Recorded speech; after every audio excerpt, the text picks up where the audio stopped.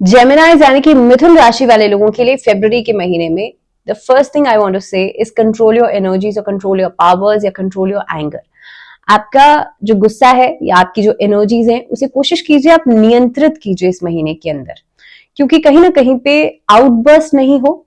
आपके लिए मंगल लग्न में आ गए हैं और लग्न में आकर के आपके थॉट प्रोसेस को भी इंपैक्ट करेंगे, आपकी सोच को इंपैक्ट करेंगे, आपके मैरिज लाइफ को भी इंपैक्ट करेंगे सप्तम दृष्टि से। नमस्कार, बहुत स्वागत है आप सभी का। मैं हूं आपके साथ भावना शर्मा। बात कर रहे हैं फरवरी 2025 मिथुन राशि वाले लोगों के लिए कैसा रहेगा। फरवरी के महीने का ये मंथली सीरीज है जिसमें कि लगातार हम बात कर रहे हैं अलग अलग राशियों के लिए। This is the third video और इस वीडियो में बात होगी जेमिनाइज के लिए। सो मंगल रहेंगे आपके लग्न में और यहां से बैठ करके आपके वैवाहिक जीवन को भी इंपैक्ट करेंगे, आपकी थॉट प्रोसेस यानी कि आपकी बुद्धि को, आपके मन को भी प्रभावित करेंगे। तो सबसे पहले समझते हैं कि आपका चार्ट जो है ये क्या कह रहा है। मंगल जो है आपके लग्न में रहेंगे, इसके अलावा गुरु यानी कि देवगुरु बृहस्पति आपके द्वादश भाव में लंबे समय से, लेकिन इस महीने में मार्गी हो जाएंगे 4 फरवरी को।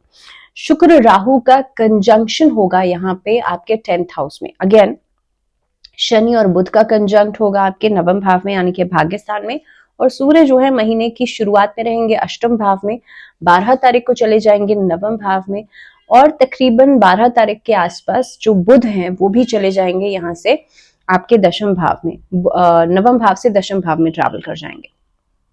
इसके अलावा केतु जो है वो राहु के ऑपोजिट रहेंगे आपके 4th हाउस में। तो ये ग्रह गोचर की स्थिति रहेगी जेमिनाइज के लिए in the month of February.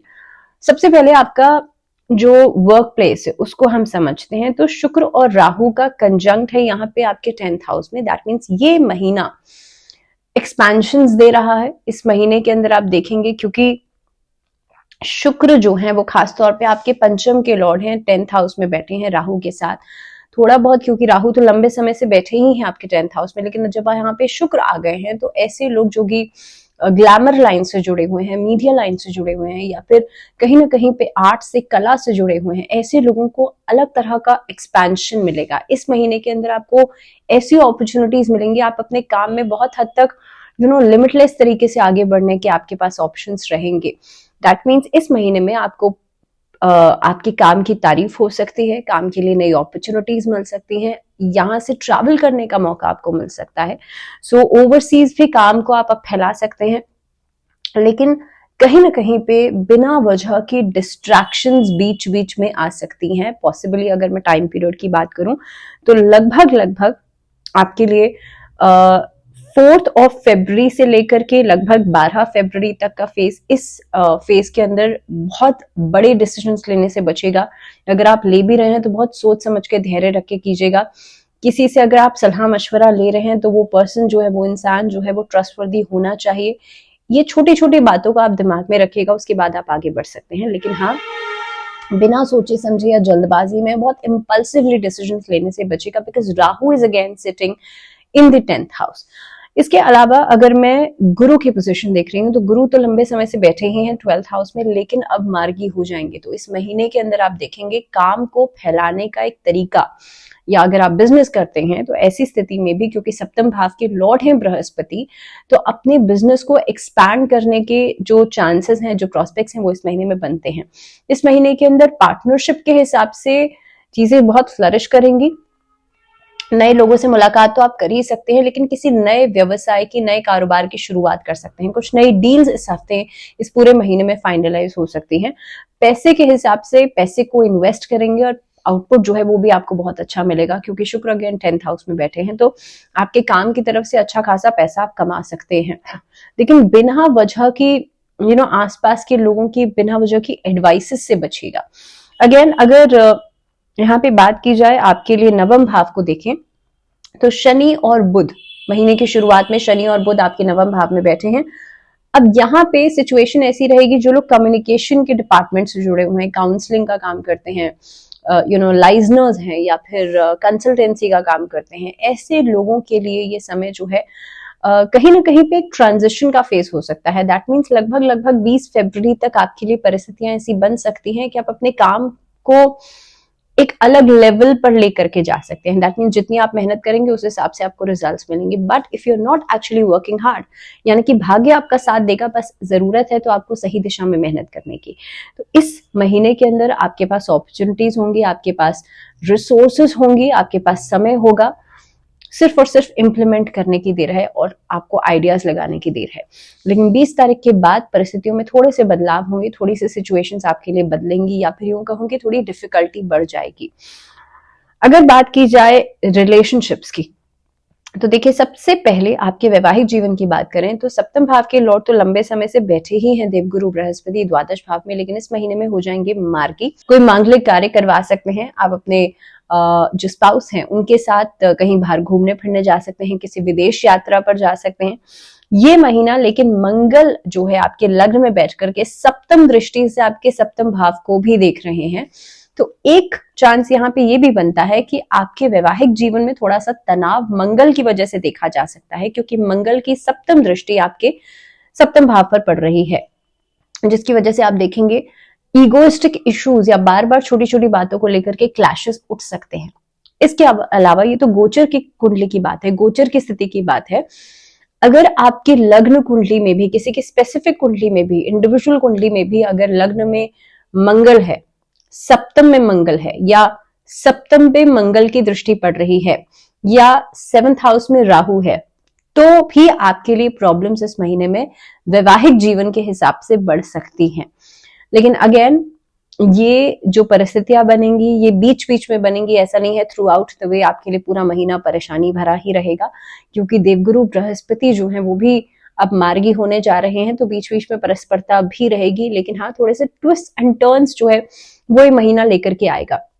अगर स्पेसिफिकली डेट्स की बात की जाए तो इस महीने में जैसे ही मंगल की पोजीशन चेंज होगी, आप देखेंगे तनाव जो है, तनाव वाली परिस्थितियां बढ़ेंगी। अगर आपकी दशाओं में कहीं ना कहीं पे मंगल की परिस्थिति है तो भी आपके लिए सिचुएशंस ऐसी बन सकती हैं कि अचानक से तनाव या अचानक से लड़ाई झगड़ा, अचानक से वाद विवाद जो है वो होते हुए नजर आएंगे आपको। कोशिश कीजिएगा जितना ज्यादा कम्युनिकेट करेंगे या जितना ज्यादा आप चीजों पे अड़ने से बचेंगे, because Mangal gives a little adamancy, थोड़ा बहुत जिद्दीपना, थोड़ा बहुत स्वभाव में साहस और पराक्रम के स्वामी हैं, और ये साल भी मंगल का है, तो इस तरीके का थॉट प्रोसेस जो है वो हो सकता है। तो अगर आप चीजों पे अड़ेंगे नहीं, जिद्दी नहीं होंगे, तो आराम से आप सिचुएशंस को निकाल ले जाएंगे। लेकिन अगर परिस्थितियां ऐसी बनती हैं कि चीजों में वाद विवाद हुआ और आपने बहुत जल्दबाजी में या बहुत गुस्से में आकर के कोई डिसीजन लिया, तब परिस्थितियों में आपके लिए दिक्कतें बढ़ेंगी। तो लव रिलेशनशिप्स की बात की जाए तो इस महीने के अंदर पंचम भाव के जो लॉर्ड हैं शुक्र, वो बैठे हैं राहु के साथ 10th हाउस में।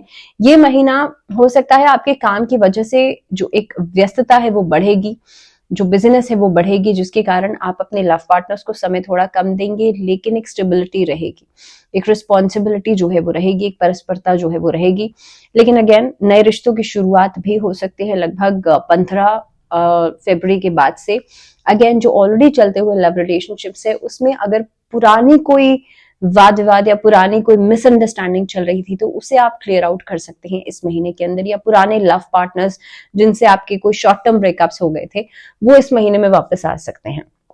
अब अगर बात की जाए आपके लिए सेहत की, तो देखिए सेहत के लिहाज से इस महीने में आपको थोड़ा सा कॉशियस रहना है इनिशियल पहले 1 तारीख से लेकर के 10 तारीख तक, क्योंकि सूर्य रहेंगे आपके लिए अष्टम भाव में, कॉन्फिडेंस में कमी देंगे।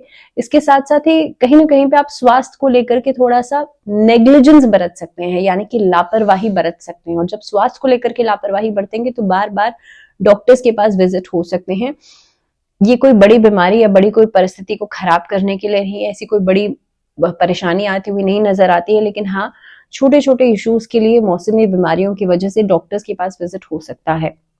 जैसे ही सूर्य नवम भाव में ट्रैवल करेंगे आपके लिए 12 तारीख को, वैसे ही आपकी सेहत बेहतर होना शुरू हो जाएगी। लेकिन ये महीना क्योंकि मंगल आपके बैठे हैं लग्न में, तो आपको वैसे भी एक फिटनेस की तरफ प्रोत्साहित करेगा, या कहीं ना कहीं पे आप हर चीज में एक बैलेंस बना करके चलेंगे, इसकी तरफ ही आपको मोटिवेटेड रखेगा।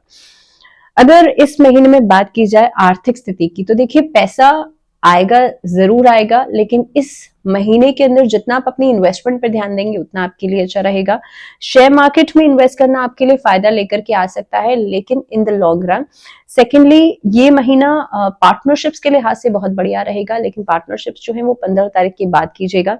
बात करते हैं आपके पारिवारिक जीवन की, तो देखिए गुरु जो है उनकी उपस्थिति बनती है द्वादश भाव में और मंगल आ गए हैं आपकी लग्न में। ये महीना परिवार के साथ एकजुटता दिखाता है, सपोर्ट या सहयोग आपको आपकी फैमिली की तरफ से पूरा मिलेगा। पुराने इश्यूज या पुराने विवाद खत्म हो सकते हैं, लेकिन अगर कोई फैमिली बिजनेस से जुड़ा हुआ कोई मैटर है, यानी कि कोर्ट कचहरी में कोई मैटर है, तो ये चीजें अभी लंबी खिंच सकती हैं। अगर स्टूडेंट्स के लिए बात की जाए तो इस महीने के अंदर स्टूडेंट्स थोड़े से महीने की शुरुआत में डिस्ट्रैक्टेड रहेंगे, लेकिन 10 तारीख के बाद चीजें अपने आप लाइन पे, ट्रैक पे आती हुई नजर आएंगी। ये महीना डिसीजन मेकिंग के लिए बहुत अच्छा रहेगा। स्टूडेंट्स कोई मेजर डिसीजंस ले सकते हैं, इधर बाहर अब्रॉड जाकर के पढ़ाई करने का, हायर स्टडीज का डिसीजन लिया जा सकता है। प्राइमरी एजुकेशन के हिसाब से ये महीना अच्छा रहेगा, क्योंकि आने वाले समय में अभी जो बच्चे बोर्ड्स फेस कर रहे हैं उनके लिए जरूरी है कि ये महीना बहुत टारगेट पे फोकस करके चले, बिना वजह इधर उधर समय बर्बाद करने से बचेगा, क्योंकि राहु के साथ पंचम के स्वामी बैठे हैं, तो समय की बर्बादी या बिना वजह इधर उधर दिमाग जाने की वजह से भी डिस्ट्रैक्शन बढ़ेगा। तो इसलिए बार बार खुद को याद दिलाना अपना टारगेट बहुत ज्यादा जरूरी है। इस महीने के अंदर गायत्री मंत्र का चांट करना आपके लिए अच्छा रहेगा। सूर्य की उपासना करना, क्योंकि सूर्य महीने की शुरुआत में रहेंगे अष्टम भाव पे, तो सूर्य की उपासना करना अच्छा रहेगा। गायत्री मंत्र या सूर्य गायत्री मंत्र, इनमें से किसी का भी आप जाप कर सकते हैं। इसके अलावा सूर्य के मंत्रों का चांट करना, सूर्य को जल देना, ओम आदित्याय नमः या ओम घृणी सूर्याय नमः, इनमें से किसी भी मंत्र का चांट आप कर सकते हैं। इसके अलावा क्योंकि अब इस महीने के अंदर देखिए मंगल आपके लग्न में आ गए हैं और मंगल आपके गुस्से को थोड़ा सा बढ़ा सकते हैं। दैट इज द रीजन मैंने आपको शुरुआत में ही कहा था that control, you need to control your energies, you need to control your angers. कई परिस्थितियों में ऐसा हो सकता है, चाहे हम पर्सनल लाइफ की बात करें या प्रोफेशनल लाइफ की बात करें, आपको कई परिस्थितियों में अपनी जो एनर्जीज हैं, आपका जो गुस्सा है या आपकी जो ओवरऑल आपका ऑरा है, उसको आपको कंट्रोल करना पड़ सकता है। ऐसी परिस्थिति के अंदर जितना ज्यादा आप मेडिटेशन करेंगे उतना अच्छा रहेगा, जितना आप धर्म कर्म से जुड़ेंगे उतना आपके लिए अच्छा रहेगा, क्योंकि मंगल के देखिए 2 ट्रेट्स हैं। Mangal means fiery sign, fiery energy, लेकिन साथ ही साथ में मंगल स्पिरिचुअलिटी को भी शो करते हैं।